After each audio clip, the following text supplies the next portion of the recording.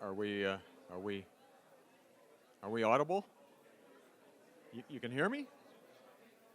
Just a couple of, sorry. Couple of initial things. There's some paperwork out there.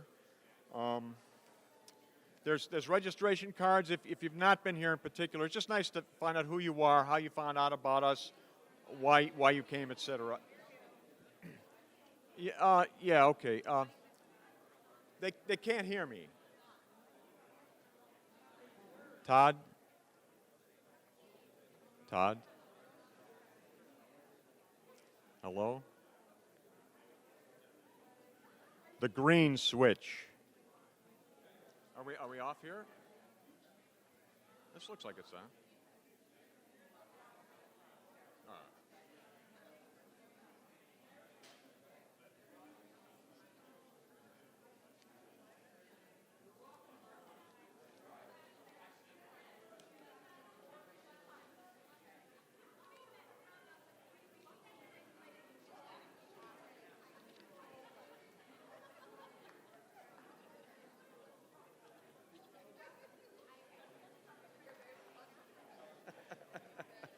Have we got sound? Have we got sound here?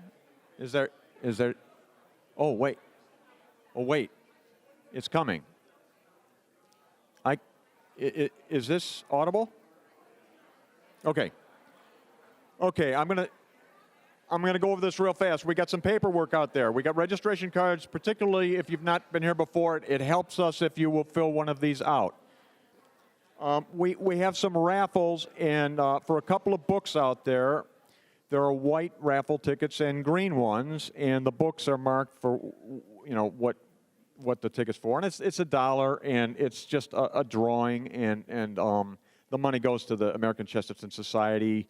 So take a chance on a book, and we'll have the drawing at the end of the day. We have something new this year.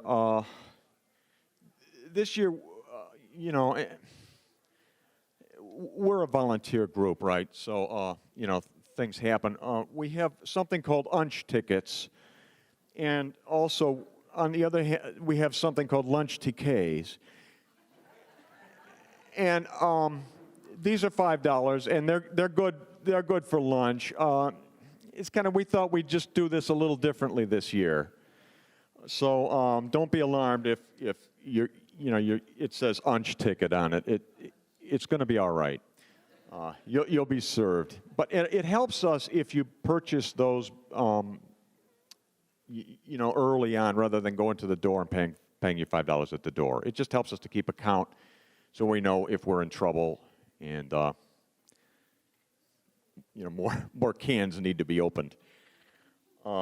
Okay, and there's of course programs out there that describe each of the speakers and the topics that they've been assigned, and we'll see if we can get them to stick to that. Okay.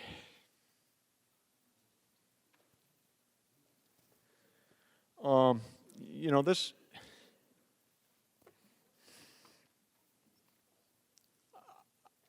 I want to welcome you to our 7th annual Rochester Chesterton Conference.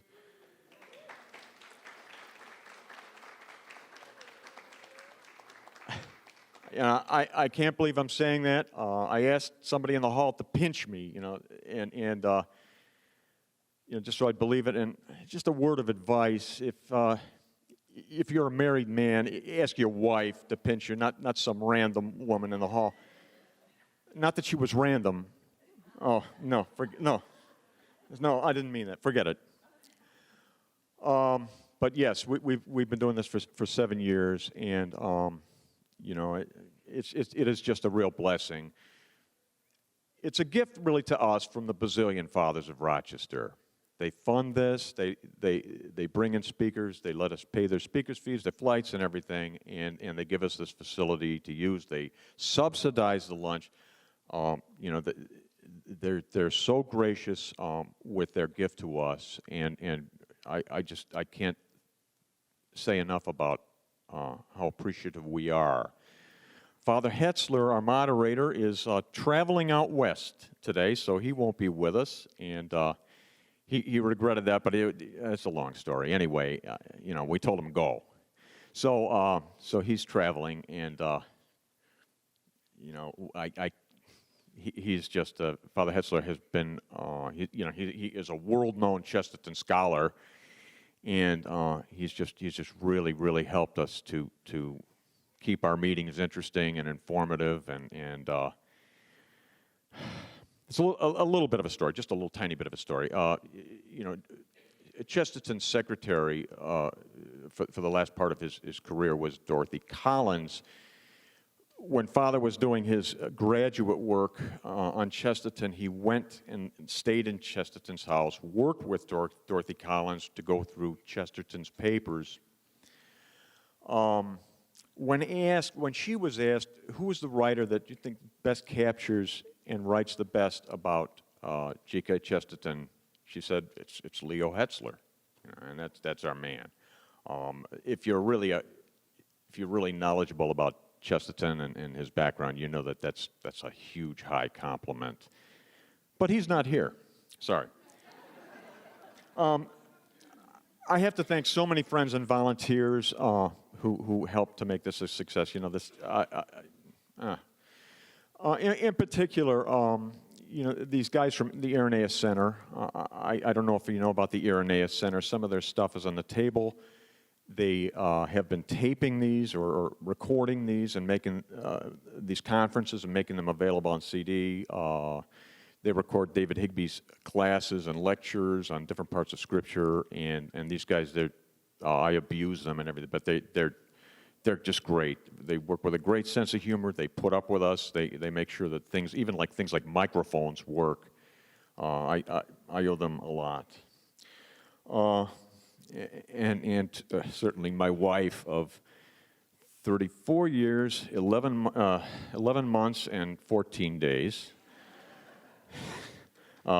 Jean, whose artwork appears on the program, and she's really, if anything happens right, it's because she did it.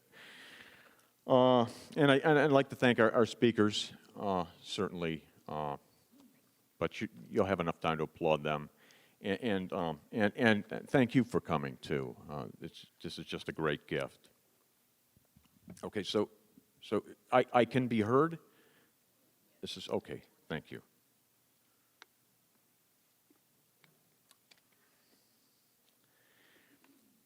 If I were to trust to someone on the subject of what's wrong with the world, which is what our conference is really about, I don't think I'd go to a journalist.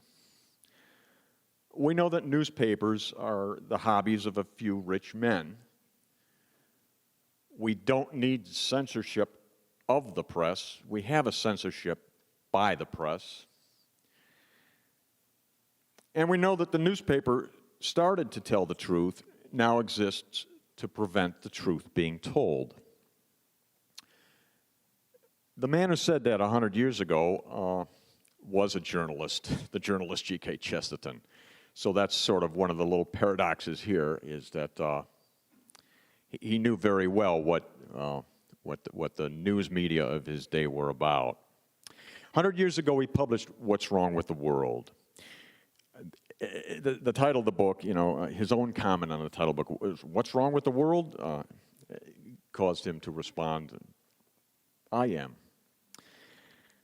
His book takes us on a tour of modern problems and what he saw as the assault upon the common man and the family, largely under the auspices of big business and big government in its many guises. Now, scoffers will say, "Oh, that book is 100 years old, of what relevance could it be today?" And that's particularly scoffers who haven't read the book. The genius of Chesterton is that what he wrote then is very relevant today.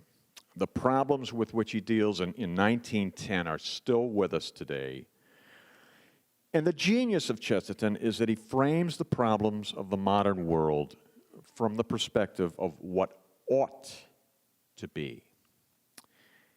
Hence our title today. What ought to be, Chesterton argues, must be our focus. In order to fix what's wrong, we need first and foremost to know what is right.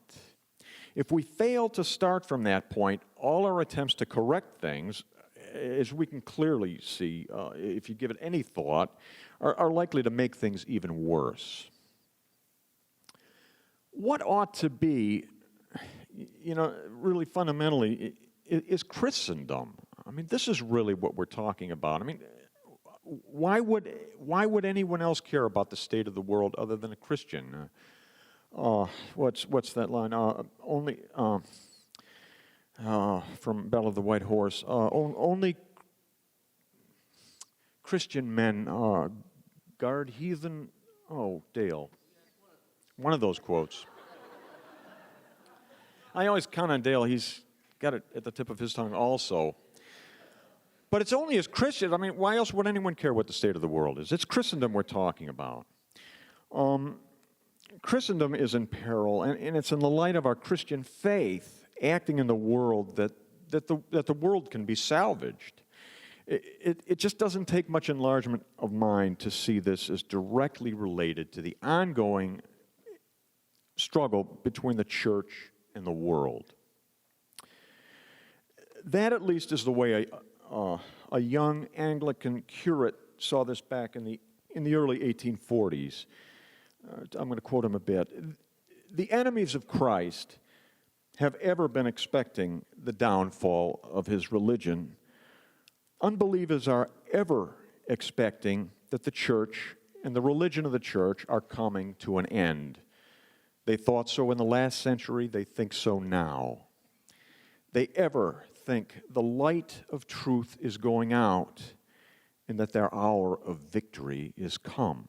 They're sanguine because they seem so strong and the church of God seems so weak.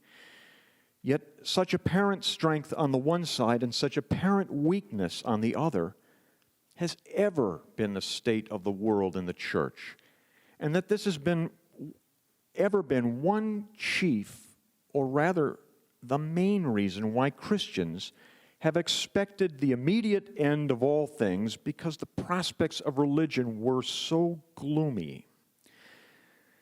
So that in fact, Christians and unbelievers have taken precisely the same view of the facts of the case, only they've drawn distinct conclusions from them according to their creed. The Christian has said, all looks so full of tumult that the world is coming to an end.